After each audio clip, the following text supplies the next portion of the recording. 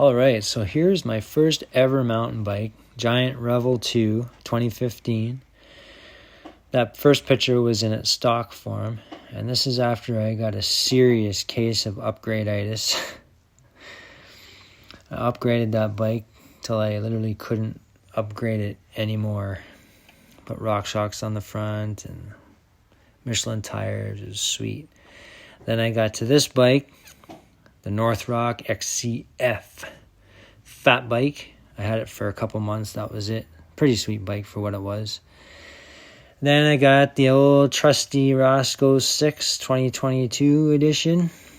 That purple flip was awesome. I really liked that bike a lot.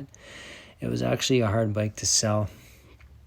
I ended up putting the 2.6 tires on it and a bunch of upgrades. And then I got this Commencal Meta HT AM race build, which ended up just being too big for me. It was an XL frame. So sold the frame and got this beast right here. Can't wait to ride it. Man, can you ever tell the difference in the head tube angle and the seat tube angle from the Commencal picture to this picture is insane. Can't wait to ride this. So stay tuned, and I'm going to talk a bit about this bike.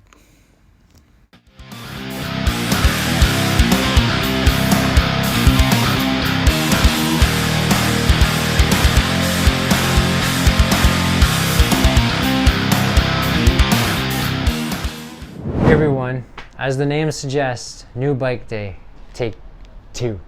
Well, what have I done? So you saw the intro, so you know what it is. It is a Kona ESD extra slack dude, is what that stands for, ESD.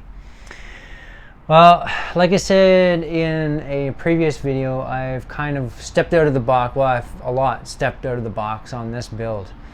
So what I did was, initially, if you hadn't seen it, or if you don't follow the channel, if you're new, thanks for joining. But if you didn't see the video, go back and look at it.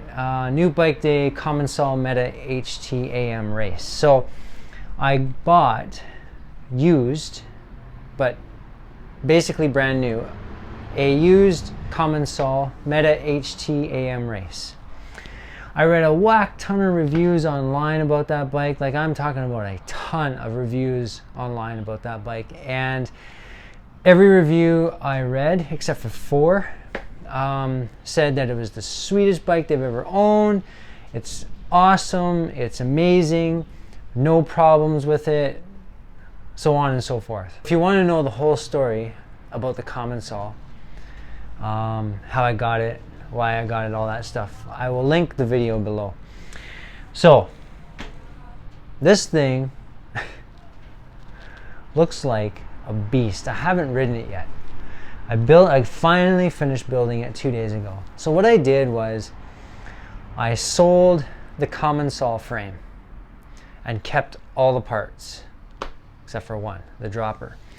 I sold it for a good price, and this allowed me to buy this frame, the Kona ESD. It was basically between an RSD middle child aluminum V2 or this frame, and I went with this frame because I got it at my local bike shop. This is a chromoly frame, first ever chromoly frame I've ever had since I was maybe 10. So it's way out of the box for me. I decided to go with this because the guy I was talking to at the bike shop says he just loves the look of it. The paint job on the ESDs are fantastic. The welds are just so good, and it just looks like a premium product when you get it. And man, he was not joking. So just because I own one doesn't mean I have to be biased. I'm telling you, this paint job and the welds on this bike frame are awesome. So it kind of has a bit of a retro look because the thin tubing and it's steel, and yeah. So I guess I'm part of the Steel is Real hardtail gang now. So But that's not where this bike stops. So it has all external routing, which I love that. The RSD middle child also had external routing. I wanted to get an externally cable routed frame. And so these Konas are all like that. The other cool thing about this bike is it has a 420 millimeter long seat tube length. And that is insane. The Commencal, I had an extra large frame, and the seat tube above the top tube stood 5 inches above the top tube. So I had a 190 dropper on that bike, and it was a bit high. So I'm 6'2", and I've now got a 1-up V2 dropper post at 210 millimeters. It's slammed right into the seat tube. It has about that much room, about 1/4 of an inch, maybe a bit more than 1/4 of an inch room at the bottom for the cable, so nice and perfect. And when that 210 is extended all the way up, I'm perfect fit on the bike. It has a 490 reach, so that's insane. It almost has a 78-degree seat tube angle, which is nuts. I just pedaled around the block quickly with it, and man, I'm telling you, you're like right over the bottom bracket. You can really feel the difference, like crazy difference. It's gonna take me a little bit, I think, to get used to this bike. And the big number, if you will, is the head tube angle at 63 degrees. So when I'm on it, I can really feel that angle. So that's cool. So this thing is basically meant to go downhill insanely fast, and it's got like a 60 millimeter bottom bracket drop. The bottom bracket is like, I don't know, 315 millimeters. So this bike literally is long, slack, and low. Crazy slack bike, just a wild, aggressive, hardtail mountain bike, and I can't wait to get on this thing. Reading a lot of reviews online, people are just die-hard ESD fans. so yeah, it's so cool. So I still got the 150 mil Fox 36 Performance on here, Grip 3 damper. I've still got all the SLX drivetrain on here, including the cranks. The cranks are 170 mil, not 175, so that's a big plus with this bike, because this bike comes stock. If you're to buy this bike from Kona, it comes stock with 175, and a lot of people were saying they should spec shorter cranks on this bike because of the bottom bracket so low. But anyway, I got 170s on there. SLX 2-piston brakes still. That may change one day to 4-piston.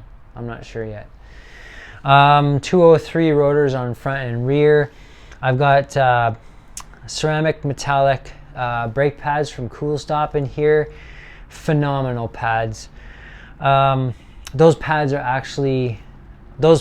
coupled with the 203 rotor size are actually the thing that's actually stopping, making me think twice about getting 4-piston brakes, because do I really need them? Because the bite on these brakes and the stopping power is insane. The 1-up dropper, 210 mil, as I said. The Alpaca Physic saddle. I got the Alpha, the Ride Alpha bar and stem and top cap still from the Commencal on this bike. I may or may not put my 40 risers on, my Shimano Pros. I don't know, we'll see. The stack height's a little bit taller on this bike, just because I didn't want to cut my fork steer too. I just didn't want to. So it's okay. I got a 2.5 millimeter spacer on the top of the stem. Normally I don't like to do that, but I did it because who cares, right? It doesn't look out of place or anything. If it's a bit bigger spacer, then yeah, it would look weird. So wheels, we're talking Spank Spike Race 33 wheels. They're the same as on the Commencal, same rubber, dissectors, 29 by 2.6.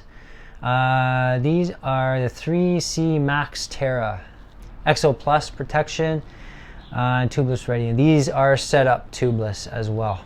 So the other cool thing about this frame, and another reason why I said I've stepped out of my box and my comfort zone, is right here. These are sliding dropouts. So you can go slam forward, they're 417 millimeters. Slammed all the way back, there's like 432 or 430. Anyway, I've got them sitting at 423. So I've got 423 millimeter long chainstays, which is insane. And there is, with a 2.6 tire on here, there is room. There is room, just enough room if I wanted to slam it all the way forward. But I've been reading, slamming them forward to the 417 mil, it might be a bit short for me, but I'm really interested in trying all the different lengths. I did have to shorten my chain and adjust the B tension on my derailleur to make it shift properly again, because you know, the good old 12-speed chains, they're so thin. So yeah, I've still got my E13 pedals on here, SLX, like I said, SLX derailleur, ODI grips still. Yeah, people are saying, you know, it requires a bit more of a modern riding position, which is a little bit more forward than back. So yeah, I think it's going to take me a little while to get used to this bike, but I'm willing to do that. Sweet looking bike, it's so awesome. At the end of the day, the Commencal was just too big for me, to be honest with you. That's the reason why I swapped out. It was too big, the XL frame.